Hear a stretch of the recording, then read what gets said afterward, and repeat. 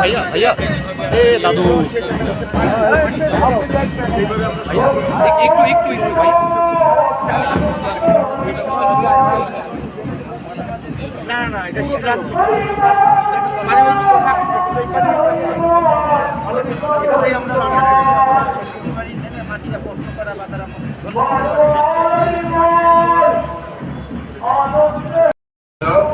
সাংবাদিক ভাইয়েরা, সম্মানিত উপস্থিতি, সকলকে আমি আমার অন্তরের অন্তরস্থল থেকে শ্রদ্ধাপূর্ণ নমস্কার জানাই। হরিচাঁদ ঠাকুর